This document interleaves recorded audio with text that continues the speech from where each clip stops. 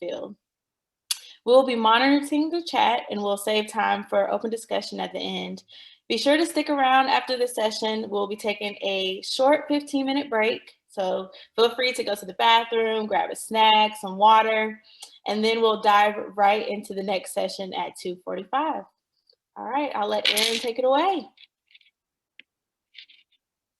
Thank you so much, Jessica. And I am super excited to moderate this panel this afternoon about reproductive life planning. And we have a really fantastic group here today, including April Lyons-Alls, Debbie Stolberg, Meredith Mance, Patty Kaysen, and Dan Frayne. I'm going to let them introduce themselves. They come from a variety of backgrounds, both clinically, research, programmatically. So I'll let them say a few words about themselves, and then we will jump into our questions. April, if you want to go first. Sure. My name is April Lyons-Alls. I'm a registered nurse working as the Women, Infants, and Families Nurse Consultant for Delaware Healthy Mother and Infant Consortium in close partnership with Delaware Division of Public Health. In that capacity, I support several initiatives, which includes Black Maternal Health, the Preconception Peer Education Program, which is college-based, and the Well Woman Initiative. My role for the last couple of years has been on developing Every Woman, Every Time Delaware Well Woman Initiative with Delaware Healthy Mother and Infant Consortium. And Every Woman, Every Time Delaware is a community-facing, population-focused initiative. Happy to be here. Thank you. Thanks so much, April. Dan, do you want to go next? Yeah, good afternoon. My name is Dan Frayne. I'm a practicing family physician, and I am the kind of family physician that sees the whole spectrum of patients, including obstetrics. I'm also the president of the Mountain Area Health Education Center in Asheville, North Carolina. I've had the pleasure of serving as the co-chair of the clinical working group of the National Preconception Health and Healthcare Initiative and a consultant for this COIN. As well as on the Implicit Network, which is a group of residency programs that are working on intraconception care at well child visits. Thanks so much, Dan. We couldn't hear you as well at the beginning, but I think when you leaned forward a little bit, we could hear you a lot better. So Debbie, do you want to go next? Hi, thanks. Debbie Stolberg. I'm also a family physician. And I serve as the chair of the Department of Family Medicine at the University of Chicago. So my research focuses on integrating reproductive health services into primary care, as well as on institutional barriers to high quality comprehensive reproductive care. So I'm bringing both that research lens, but also the lens of a practicing family physician. I see patients at a community health center on the south side of Chicago. And my research in this area has mostly focused on the One Key Question tool. So I'll talk a bit about that. And I also worked with a colleague, Dr. Jennifer Bello-Cottonsteady, who developed a tool called the Reproductive Health Self-Assessment Tool. So that's my research background. Great to be here with you guys. Okay, we're so glad you're here. Meredith, do you want to go next? Hi, everyone. I'm Meredith Manzi. I am so happy to be here with this crew, especially on the panel. And I'm from the CUNY School of Public Health in New York in the Community Health and Social Sciences Department. And today I come with my research lens, very similar to Debbie's, focused on the integration and expansion of reproductive health in primary care specifically. And we'll talk a little bit about a series of projects that we did as they relate to some of the panel questions and our discussion today. And I'm excited to get started. Thanks so much. And last but not least, Patty. Hi, I'm also in family, but I'm a family nurse practitioner. It seems like we're all family focused for a good reason. And I've practiced in a really wide variety of settings over the last 40 years and primarily focused on sexual and reproductive health, although I have had, a decade of primary care in there. And for the last 10 or 15 years, I've been focusing most of my efforts on training and on education and writing and also in developing the PATH framework, which is a framework for talking about reproductive goals, sexual and reproductive health goals in general, with clients and people, and this framework is specifically for all people, so it's not just for women of reproductive age. And I would say in that framework is a combination of conversations about reproductive goals based on questions that are inherent to the framework, but also counseling skills that have been both time honored and also novel combined. So that's hopefully what I'm bringing to the panel today. Awesome. Well, thank you guys. I really appreciate it. When we've had kind of our initial meeting to talk about this panel, and a couple of notes around language came up. We named it reproductive life planning. Other folks talk about pregnancy intentions. Other folks talk about reproductive goals. And so I was wondering if any of you wanted to weigh in on kind of the language that we use and how we talk about this. I'm happy to weigh in if it makes sense. And I think everyone on the panel here knows I have a particularly strong perspective when it comes to the language that we use. So for anyone who's not familiar, we historically in the field have referred to pregnancy by intentions, whether or not a pregnancy was intended or planned. And I think in the last probably 5 to 10 years have been realizing that that language is fraught with assumptions about the universality of wanting to and being able to plan a pregnancy, and also prioritizing it as a gold standard, when there is some research that has some methodological limitations to suggest maybe planning is associated with some negative health outcomes for the mother and child, but not anything that I would say is definitive or conclusive in terms of causality. And so I think the reason that we have trouble with the language is that we're not exactly sure what this conversation, as we'll talk about today, more in a clinical setting should look like, and therefore have trouble labeling it. I tend to prefer to think about it as sexual and reproductive health service needs for reasons that I'll talk about in a little bit. And I think in this panel, we might have decided to use the term reproductive goals and desires with the understanding, for me anyway, that it's still not ideal and it still infers that someone would have had to use some prior thought into determining their goals and their desires. Yeah, I would underline what Meredith is saying 3 times. I think that the planned pregnancy paradigm is actually really off-putting for people for whom planning is not a part of their regular way of dealing with their lives. Having children and reproducing, starting a family, increasing the size of your family, these aren't inherently medical questions. They're really personal, and they're about being human. So the whole concept of medicalizing it into this ideal of a pregnancy planning paradigm, I see where it came from historically. I do think it does damage, and I also think that it's in the damage that it does, it not only makes it difficult to establish and maintain rapport with patients when you're having conversations around this, it actually, I think, pushes people away from being able to be prepared for a healthy pregnancy, which is really the kind of language we use with the PATH framework.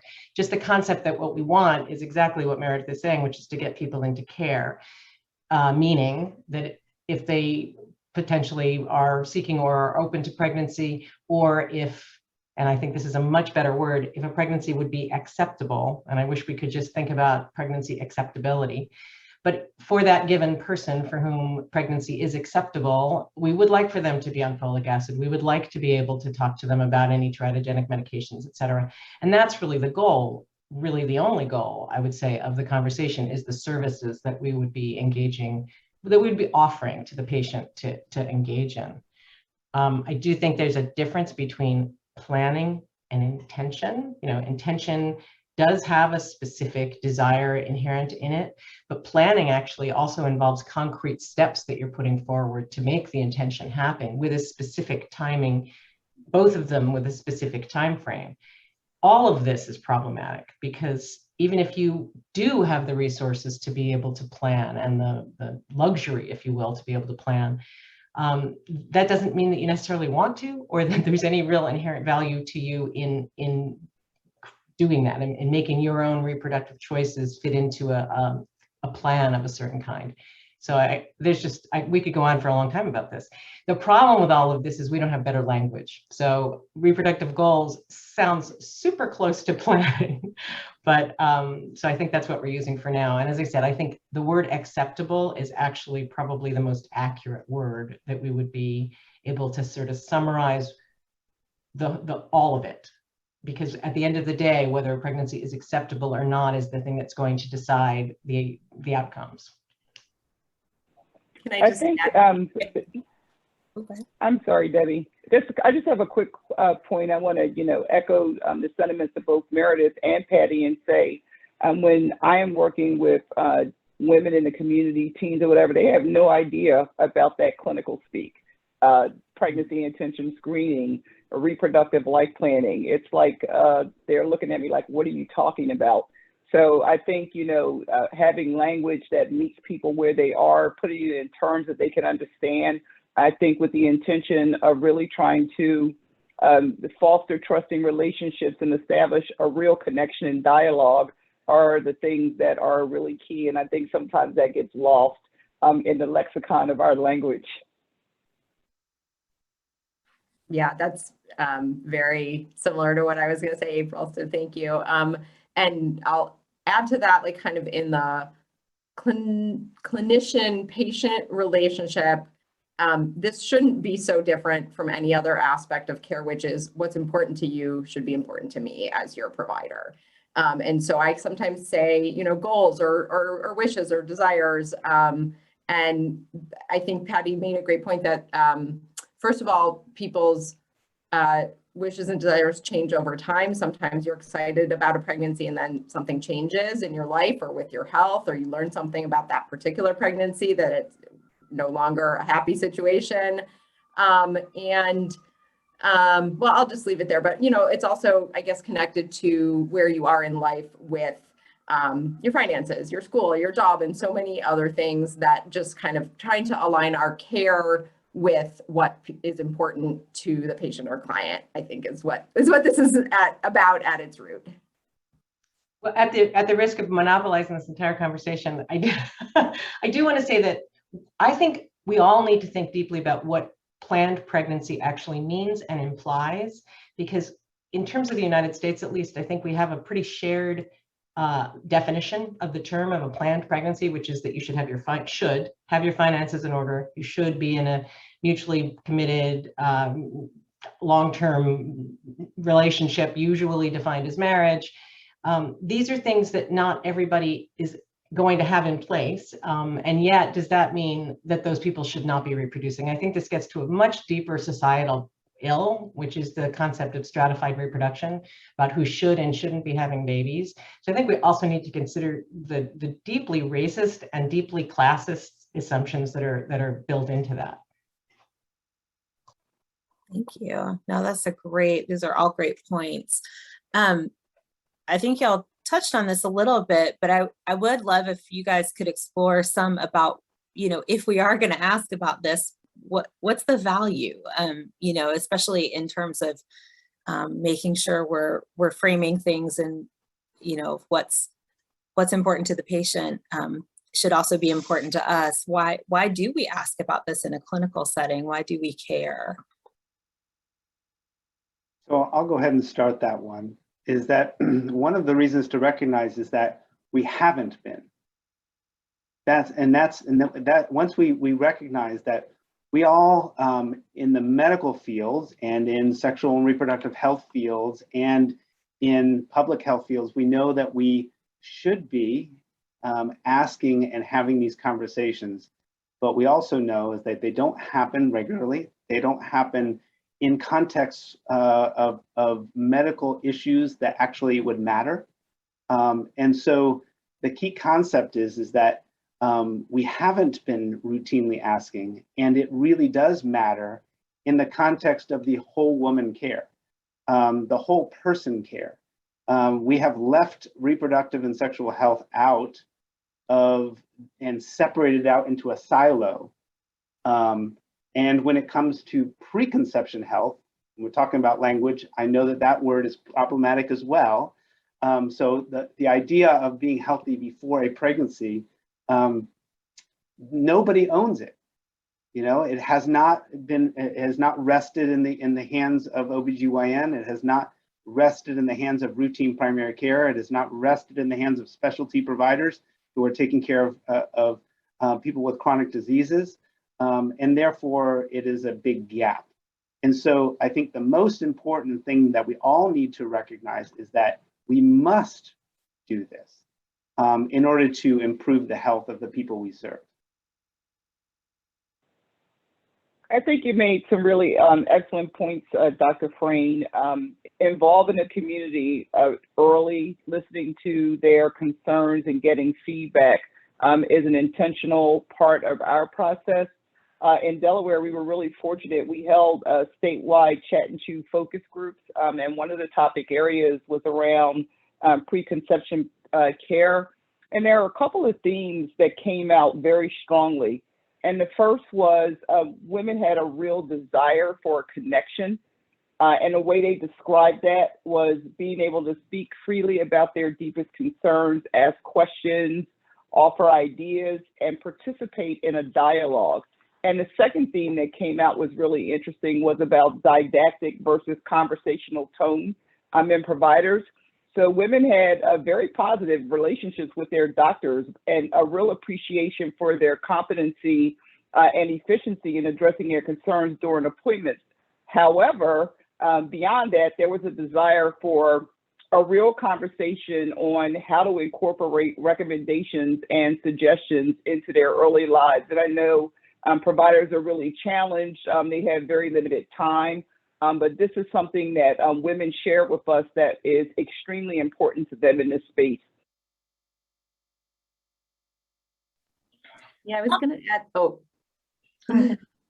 add, you know, in clinical practice, we get measured and incentivized on things. So things like, did you screen for whether someone smokes? And if they smoke, did you counsel them about the benefits of smoking cessation? Or if they have diabetes, how well is their blood sugar controlled? Or did you screen for depression? And if we don't have standard measures and processes for reproductive health, by default, the things that we do measure and get incentivized around will be prioritized. So I want to echo what Dan said, that like there's a lot of important work to be done about how, but we can't pretend that we can ignore it. And one of the toughest balances, I think, is what people sometimes describe as like we don't, you know, not letting the perfect be the enemy of the good, and that balance between, if we're struggling with what's the best way to do this, does that mean that we don't ask at all? And I think, you know, patients often don't have widespread community level knowledge about the importance of health issues prior to pregnancy, or about medications that could be, you know, harmful when you're pregnant, but are super helpful if you're not pregnant. Things like that there's just a real lack of awareness. And so I think it's on us to raise the topics that are important and to proactively ask about it so that we can identify those needs. I think it's really important to kind of just highlight that lack of awareness, and I think it goes both ways. There's a lack of awareness on the provider side too, of how important that information is on the decision making. You know, so I've described it as context matters.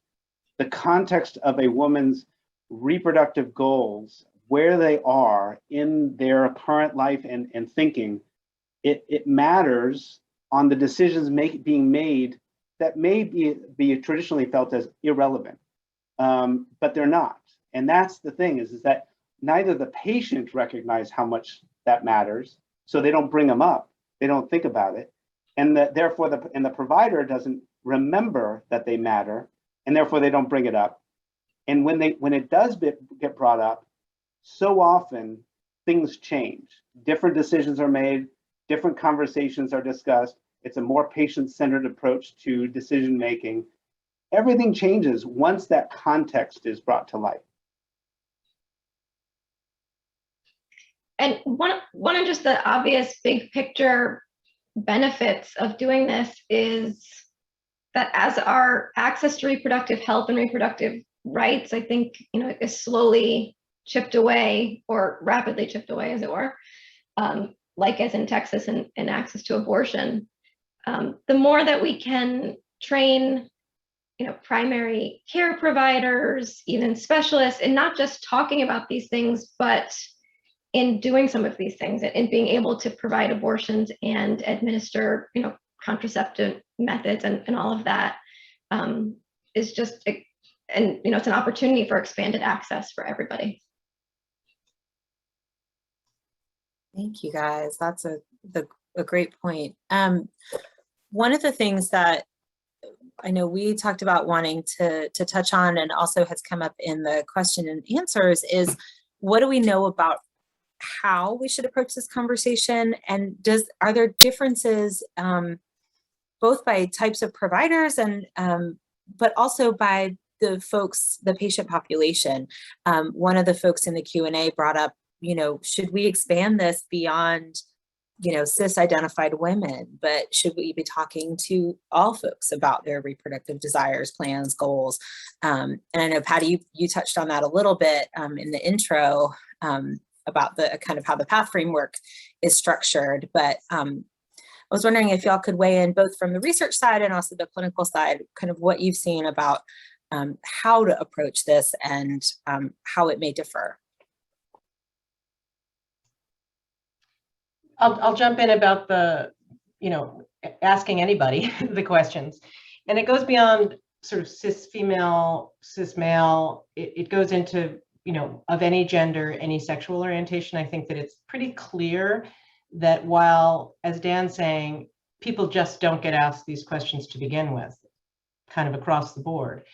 But then particularly so if they are people that the healthcare provider or the system doesn't think should be having babies, in which case those people are absolutely not asked, deeply not asked, like avoided, because if you bring up the question, then potentially you're starting down a path that you can't, you don't want to go down. I don't want, perhaps the person who has substance use disorder, I don't want to bring this up because this person should not be getting pregnant. I feel very strongly that this person shouldn't be getting pregnant. I'm not going to ask a question around reproductive goals because I don't really actually deeply believe that that my goal in that conversation is to help the person clarify what they want and help them get it. I have an opinion. I don't want them to get pregnant.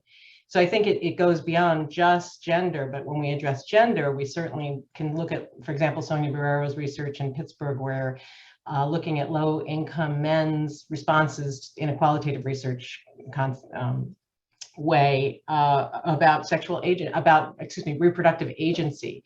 And I think we can pretty intuitively know just from our work as providers that men generally don't experience a lot of reproductive agency. And that's probably in one of the things in some ways undergirded with the good that women are the ones who are, getting pregnant and carrying cis women, people with uteri are carrying the pregnancy. So they are the ones who get to make the decisions about that pregnancy. But where does that leave the person who caused the pregnancy? And I think asking about reproductive goals to people that are possibly engaged in sexual contact where a pregnancy could occur is a really important piece of this. Not to mention the fact that vasectomy just doesn't get raised very often in conversations, and it's a highly effective method that many people who have the correct anatomy to get a vasectomy might really love at the end of the day if they had really, they'd had conversations about it with people over years, they understood what it was something that was really in their purview to choose. So, these questions get, it's the question of who to ask and what the benefit of asking is and why we don't ask. These are really broad questions, but I would just throw it out there that my understanding of this is that the wider net we can throw for this in terms of who we ask these questions of, who we engage in these conversations with, the better for our patients and the better for the population too. I have to say on a population level that I think there are also population level benefits for that.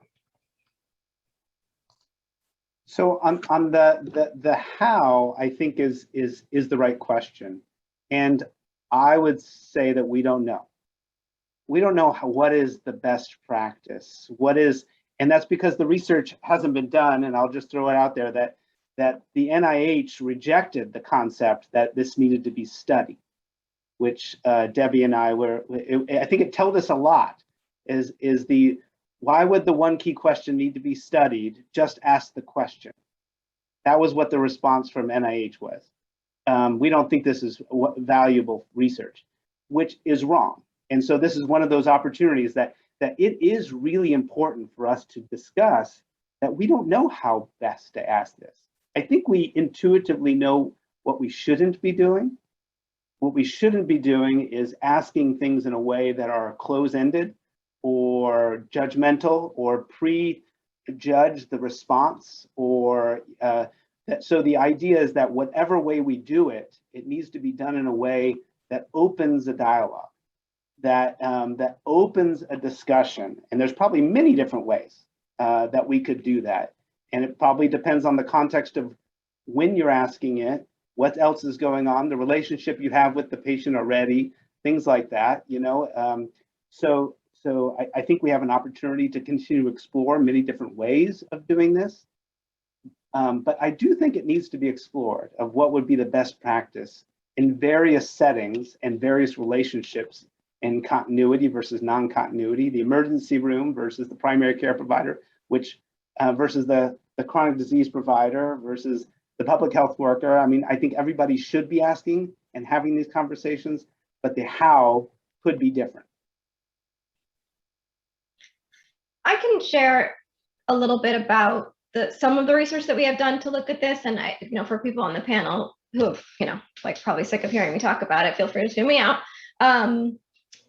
With some colleagues at CUNY, we did a series of studies with stakeholders, with patients, male, female, and transgender individuals. And we did a survey with primary care physicians and all in New York State. And then also qualitative interviews and focus groups with, we were only able to get to just women. And the kind of big take home from those series of studies were that both patients and physicians, in terms of the approach and how to do this, preferred an open-ended question. We asked about a few questions, the one key question being one of them, a different question about that we had come up with in our stakeholder meeting. And the one that they had preferred was an open-ended services-based question, which was, can I help you with any reproductive health services today, such as planning for a healthy pregnancy or birth control? And part of the reason that they liked that question, I think, was because it felt non-judgmental. It wasn't just focused on cisgender women. It wasn't just focused on pregnancy. It could open a conversation about, STIs, about a bunch of different things. And I think it also avoided some of the things that April and Patty had referred to in terms of like doctors needing to be able to get involved in patients' decision-making. Someone who is 18 years old or does have a substance use disorder or whatever knows the answer when it knows what to say. If somebody asks them if they want to get pregnant, they know not to say no and not to say yes. But an open-ended question, not that it avoids the conversation, but at least it approaches it, I think, in a way that can feel non-judgmental, and it doesn't feel like there's a right answer. So we're exploring more about, what the follow-up protocol and conversations would look like. But it's one thing that I think there's something there, but I'm biased, obviously. I'll jump in, and I apologize for some background noise behind me, but for listeners who are maybe new to this, I'll just share what the one key question is and a little bit about the initiative and some of the findings. But I'm going to hone in on that what I think we've learned so far about how we should do this. So the one key question is a tool that was originally developed in the state of Oregon, the Oregon Foundation for Reproductive Health, talking to clinicians and patients. And basically the patients sort of said, what we really want is for someone to just ask us what we want. Why are our doctors not asking us what we want? And so the question that got developed is, in the next year, do you wish to become pregnant, or would you like to become pregnant in the next year? and then to suggest or offer that there's a range of answers. So you could say yes, you could say no, you could say I'm unsure, you could say I'm okay either way. And it's been studied in a couple different ways. Sometimes people have looked at no, but some point in the future, or no, I don't want to become pregnant ever or ever again. So that's the question. And the tool itself and the sort of program around it is now run by the group Power to Decide. It involves standardized training. I think, Dan, you might be a trained trainer of One Key Question, which I am not. I've been through the training as part of my research. But one of the hows that I would drive home, one of the lessons about how should we implement if a clinic or a system is going to use One Key Question, is that training really matters. I have a couple of different studies, but one, we did sort of a passive prompt where the electronic medical record had a form that included One Key Question and those different answer options. But the training that providers got was very brief, like a 10-minute as part of a busy provider meeting. That wasn't totally standardized. So one time it was delivered to the residents, and at the time it sort of focused on make sure you're offering a LARC method as part of your contraceptive counseling, and a different part of the training didn't. So it wasn't standardized. And then in a different study, we used the Power to Decide sort of standardized training, which includes a lot of content about reproductive coercion and the risk of that, and also about implicit bias and the issues Patty was talking about clinicians potentially, intentionally or not communicating, I don't think you are someone who should become pregnant. And so the training that now, if you get trained to use One Key Question, that you would now go through, really roots it in a patient-centered framework and centering the client or patient's own values and wishes. And I can say from our little research, it's not, we haven't done like big randomized controlled trials, although as Dan mentioned, we asked the NIH to pay for one, no luck. But the passive prompt with the very brief non-standard training actually led to, or at least if you compared before and after implementing that, increase rates of contraceptive counseling, but trend downward in patient satisfaction, which is not too surprising if the providers were not doing it in a patient-centered way. Whereas when we implemented it in one primary care practice and one OBGYN practice, and then compared those within the same system to a primary care practice and an OBGYN practice that didn't get the One Key Question training or didn't implement it, patient satisfaction actually went up significantly in the practices where the providers and staff got trained in One Key Question. And interestingly, there wasn't as much of an increase in contraceptive counseling, sort of trended upwards, but not surprising that, if you increase your patient-centered focus and you really take the time out to train providers and staff in that focus, that patients will feel better about the care. And I think that is all about opening a conversation. So you've let the patient or client know, we're here for this conversation if you want to talk about it, and then you kind of follow their lead. So to just fill in the blanks with how the PATH framework differs from that a bit, for those of you who aren't aware of it, and again, as Meredith said, everybody can tune me out on the panel because you probably know all of this already. But the PATH framework begins with an open-ended question that's really every word in the questions that are in the PATH framework has been iteratively examined by thousands of clinicians, as well as many more thousands of patients, because it's been used a lot and then discussed a lot over many years. So there's been it's a very different development process. And it's also not, it is not codified or licensed in any way. The whole way that we have approached this framework is to try to make training materials, job aids, videos available broadly and widely to whomever, and to train trainers, so that really, hopefully, eventually, there will be enough trainers trained across the country that it just becomes embedded in practice, as opposed to having something be a very specific and codified training that you have to go to a particular source to get, and when the materials are limited to the people that have gone through the training. So the first question is for anybody, and it can be used by anybody, any population, any setting, rheumatology practice, substance use disorder clinic, in an emergency room. It can just be used anywhere, which is, do you think you might like to have children at some point? And it's now been put in the guideline for the sexually transmitted infection disease, the new STD treatment guidelines, which are now called the STI treatment guidelines by CDC.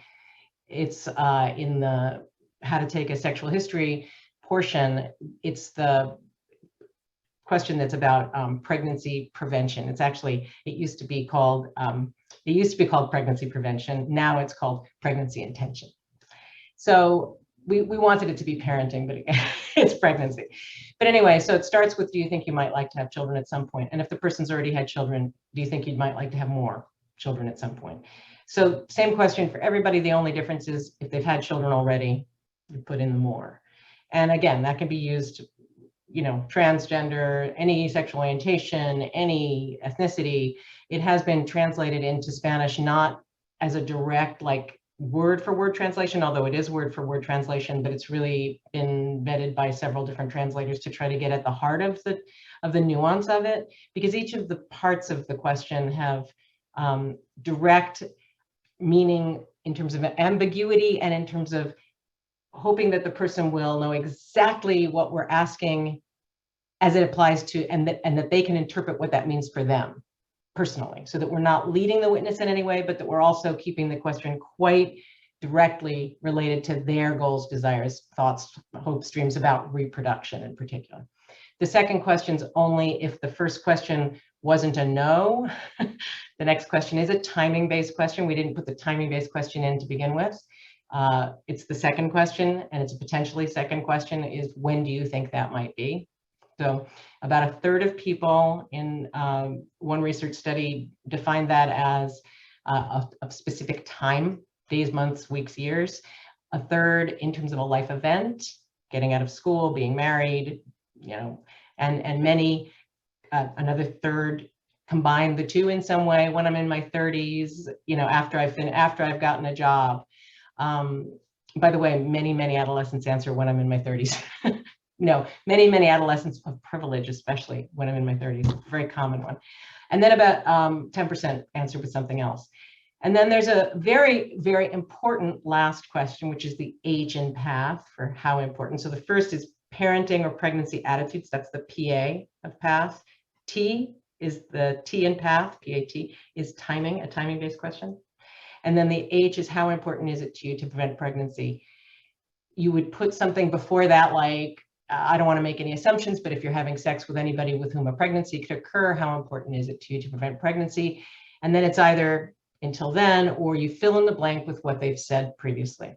The whole thing is extremely quick, and it's designed to be getting a lot of information so that you can then go to the next questions, which would be, since you've said such and such, would you like to talk about ways to be prepared for a healthy pregnancy? Or since you've said, and then you fill in with what they've said, would you like to talk about contraception? And then you would go right to, can you tell me something that's important to you about your contraception? So that's the cliff notes for the questions. And you wouldn't ask all the questions of everybody. You start with the first one and then you go from there. So if they say, do you think you might like to have children at some point? And they say, absolutely, yes, we're trying now. So would you like to talk about ways to be prepared for healthy pregnancy? Those would be the entire path questions in that context, for example. Sorry to bore you all. No, thank you for sharing. This is, I think, super helpful, because I think, yeah, there's lots of different ways to get to this information. And, you know, I think it's what people are comfortable using and how they use it. And like you said, the recognition of bias and reproductive justice and equity that they bring to it, that seems to make a difference in how folks respond. Can I jump in with one more thing, Erin? One thing I really want to emphasize about Meredith's work and the idea of asking a patient, would you like to talk about this today, is something that I often talk about as a pitfall. So you asked earlier about sort of the values and the pitfalls.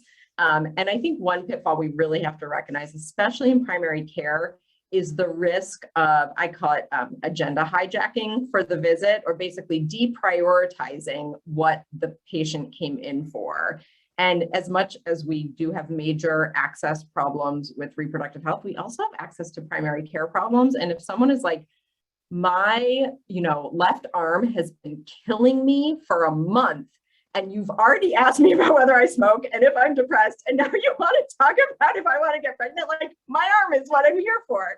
And I think it's only respectful to the patient to sort of offer, like, so, we're here if you want to talk about sex, reproduction, and pregnancy, but also, like, if you say no, that's okay.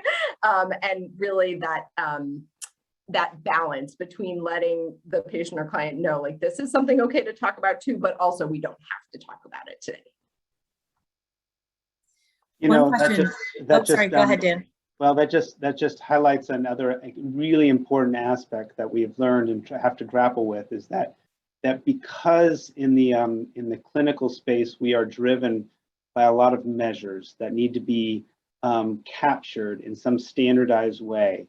We do run the risk of asking questions that we don't do anything about, and that is probably the worst thing in building a trusting relationship and trying to get sensitive information that will improve care. We ask about weight, we ask about depression, we do screenings, and then we deal with something else. And the same thing is true for this, so if we're going to ask, we better have the ability to actually have a conversation, or at least a way to actually say, okay, this sounds like we need to have more time to talk about. Can we set up another time where we can really focus in on this? It is really critical. When we did our human-centered design approach to kind of redesign how we do screening for reproductive age women in our primary care, recognizing that we want to do them all. We want to do depression, alcohol, substance use, tobacco, domestic violence, sexual and STI, contraception, pregnancy intention. We want to do them all. And how to do that well is that we did a human-centered design where we include patients, and we included staff, and we included providers, and designed a kind of a tool that combines them all in the standardized format. But the key concept that came out of that is that our patients said, it actually doesn't matter as much about how you're asking, is that what I want is the time to talk about it and a trusting relationship that I know you care and are going to do something and you're going to listen. So that's a real linchpin on whatever we do. We have to recognize that it's about trust, and it's about having the time and to be able to talk, for them to be able to talk, and for us to be able to listen. I appreciate that so much. The concept of listening being the critical piece of this. I will say that we developed the PATH framework specifically with the goal of facilitating listening by asking questions that are efficient and really focused and non-judgmental and non-stigmatizing. Intent is non-stigmatizing, to facilitate that the person has to stop talking and has to listen to the answers. Because if you don't listen to the answers, you can't know where to go next, right? You don't, it's not a checklist possibility. I'm hopping in to answer the question that was put in the Q&A, which is for the PATH framework, are they intended to be asked by provider or assistant? And I would say, luckily, they are designed to be asked by and adapted to be asked by whomever. And we've done large trainings throughout large systems for home health workers, support nurses going into the home, and people that have birthing families. We've done also a pretty good trainer with social workers in a pretty big network. We've done a couple of those actually. So certainly within the context of, for example, a Planned Parenthood frame that is the typical one where the medical assistant, or whatever the name of the medical assistant in that affiliate is, does a lot of the contraception counseling, they would be the ones to be doing it. In another setting where the provider was the one to be having these conversations, the provider would ask the questions. They don't have to all be asked by the same person. An opener could be started, and then there's communication between the person starting the questions and the next person, who would generally be the provider. So that it's been done all those different ways. And also another really important option we haven't talked about, Dan touched on it with the sort of checklist or the list of questions, but is patient facing, is how to have these kinds of opening conversations, if you will. It's not a conversation, but to open the conversation with something that's patient facing and potentially even interactive. Lisa Caligari has a really robust tool for talking about all reproductive and sexual health issues with veterans at VA, and specifically, these are women. I always am struggling around gender terms right now, but that's specifically for women. And a lot of that is interactive. A lot of that they do without talking to a provider or an assistant or anybody in the facility. And I think one of the goals we have of any of these conversations is for the person to be able to get the information that they need in order to make informed choices about their own reproduction and have those choices be consistent with what they really want. That may not involve any of us at all. It may be that a lot of that could happen with patient surveys and materials and things that they can interact with. Certainly in 2021, one would think that we're technologically getting to the point where we could provide these things for people within our the places where we provide service, but not necessarily having to have a human be the one to be engaging with the patient around it. So there's a lot of other ways to do this, but certainly for the PATH framework, it's not specifically for providers. That was, in honesty, how a lot of it was developed. I'm a healthcare provider, and a lot of it was developed with my peers. And as I was starting to do trainings many years ago, a lot of the adaptations of the framework were with trainers, were with people that were being trained, were with people that went out, used it, came back, gave feedback, and we made alterations. So that's, it is the genesis of it. Thank you. I think we also had another coin during the preconception coin project in Forsyth County in North Carolina, where it was community health workers and care managers who were serving children under 5, but were working with mothers. And the tool that they, through their human-centered design approach, came up, the front of the tool says, "You matter." That was the thing that meant so much to the folks who they were serving, was a reminder that they also matter, not just their kiddos or not just, everybody else in their household. And then what they were seeking to do is have these initial conversations and kind of pare it down so that when they got into these provider visits that were 15 minutes long and super fast, and they had a list of things they really wanted and the provider really wanted, that they could bring up the pieces and felt prepared to bring up the pieces that were important to them, particularly around reproduction and reproductive health. And so I think that was, but I just loved it. The front was purple and sparkly and it said, "You matter." And that meant a lot to folks. So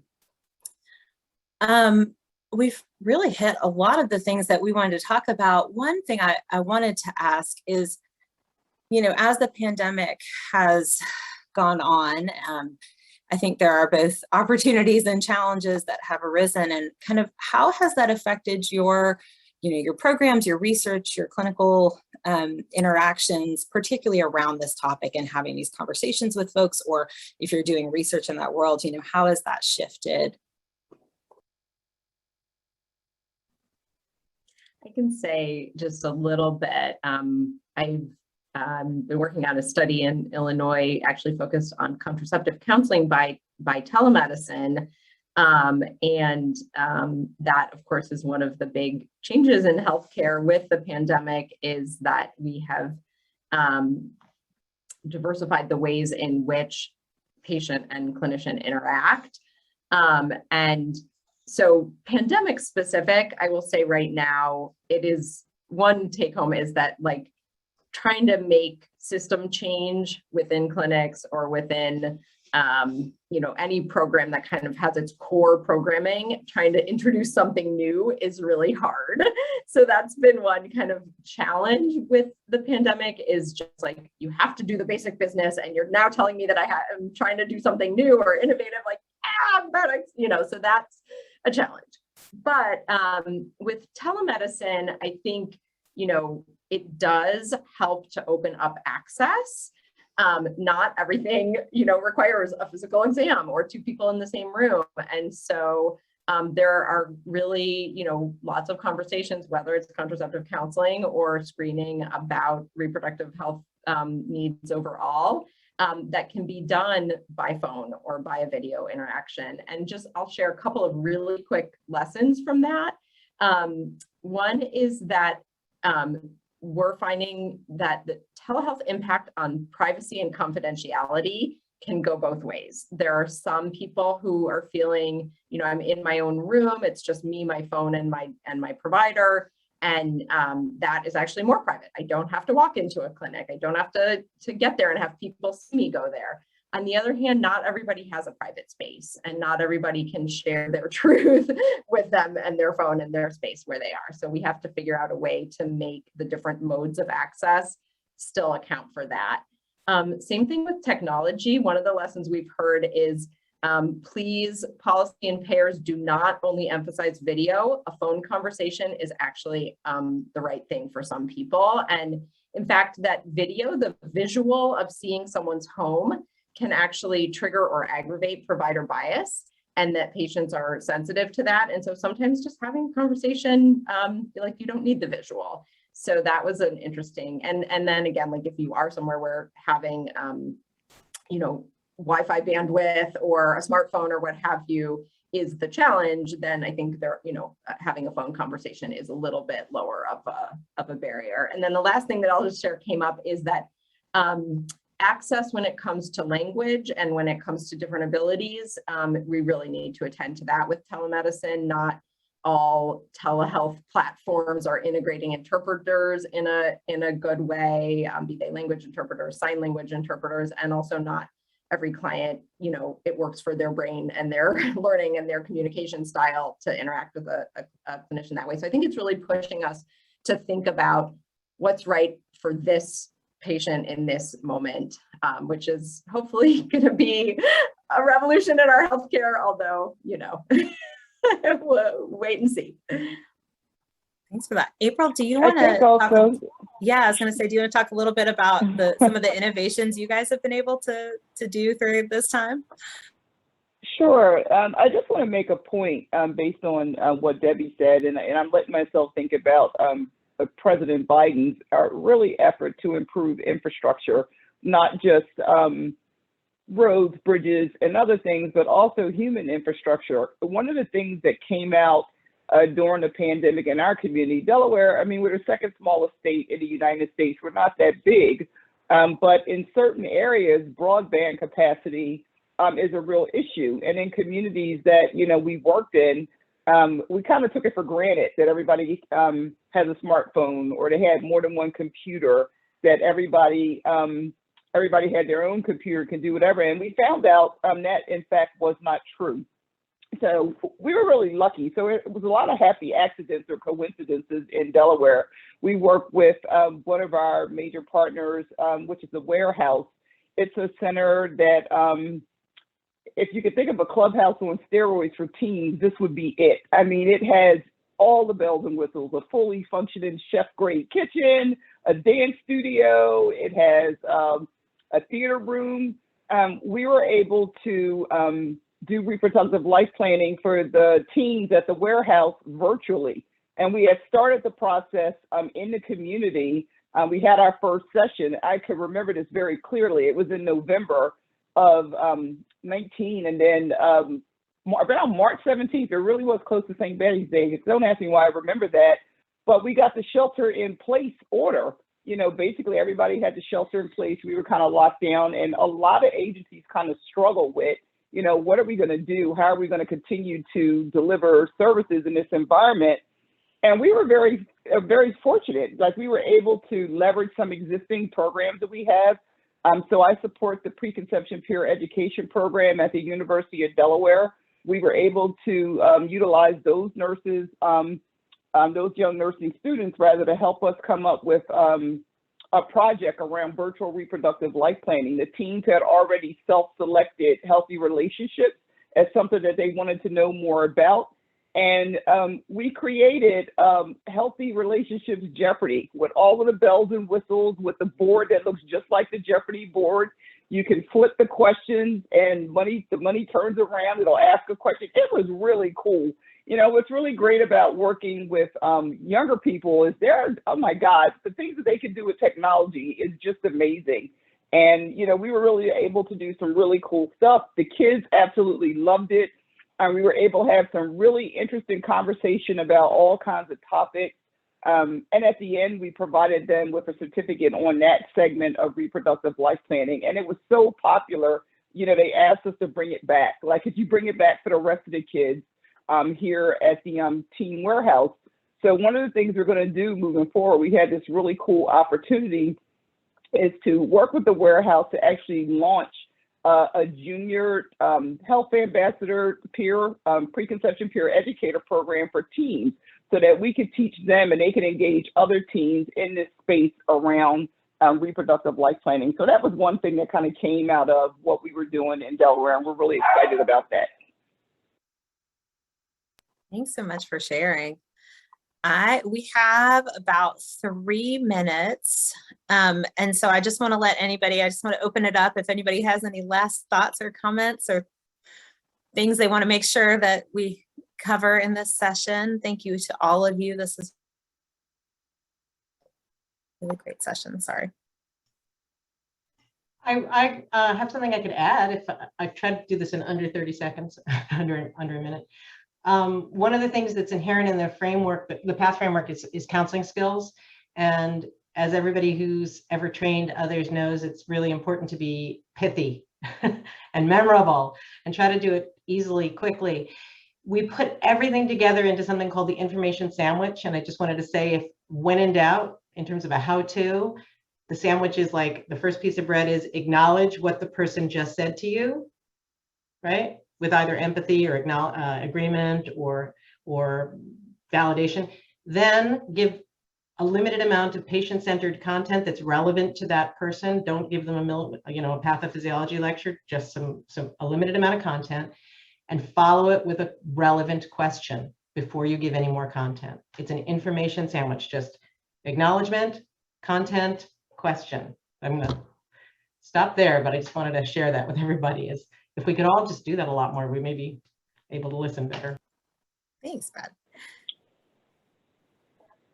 I also think that reproductive life planning can happen in a variety of settings, not just in a clinical practice, to Patty's point. I think that PATH framework has great utility in other areas.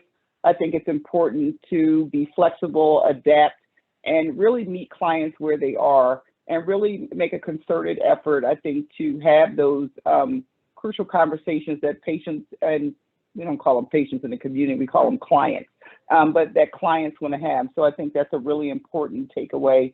And I would also encourage people to go out to our website at dethrives.com. We have a lot of great information on all our strategic initiatives and just a plethora of educational resources around reproductive life planning for women and for teens, and just about anything else you can think about. So I encourage you to go out and check it out. Thank you. One thing that we did not discuss is the value of incorporating these types of discussions within the context of pediatric care. You know, and so we don't have time to get into that, but a shout out to my colleagues with the implicit network of incorporating screening and conversations with mothers who bring their children in. It's a great opportunity that is missed, and it is where these conversations can happen, and so that's another level and opportunity that we can leverage to increase access and awareness. Thank you. Any other final thoughts, Meredith or Debbie? I'll say the thing that I am focused on for the next semester or year, we're starting a project on trying to determine the patient-centered metrics, like Dan had referred to, that are the best to use in this context in terms of how to measure whether or not this was like a successful conversation or not. And, making sure that, all the usual suspects of like, was there uptake of certain methods and all of that, we lose that framework and try to, we're going to hear from patients themselves in terms of what they feel like would be indicators of success. That is exciting work. Can't wait to hear more about that. And Debbie, any last remarks? Nope. All right. Well, thank you guys so much. This has been really lovely, and I really appreciate all of your input and thoughts and discussion around this topic. I think it's been really exciting for everybody. So I will hand it back to our hosts.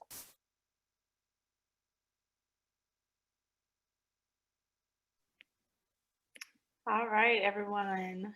So we're going to go ahead and take a short 15-minute break. Again, feel free to use the bathroom, stretch, grab a snack, some water, and then we're going to dive right into our next session at 2:45. See you then. Thanks.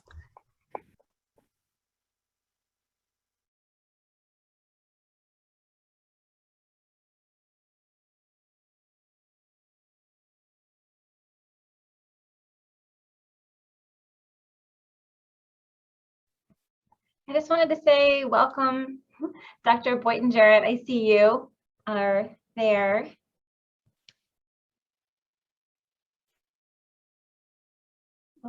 Maybe Suzanne, we can jump on in 5 minutes and do a sound check or something.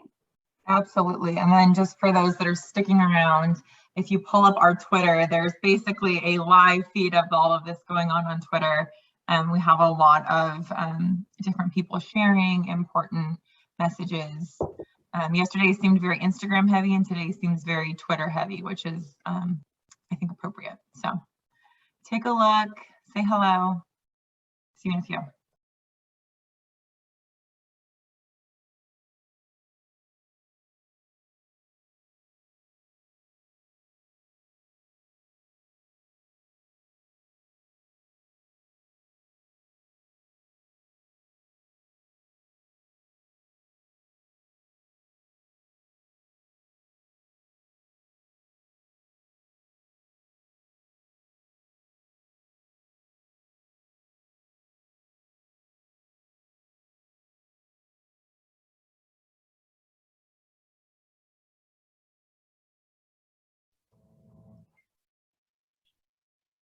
Hey, I just wanted to say to the tech team, I put a note to you in the chat.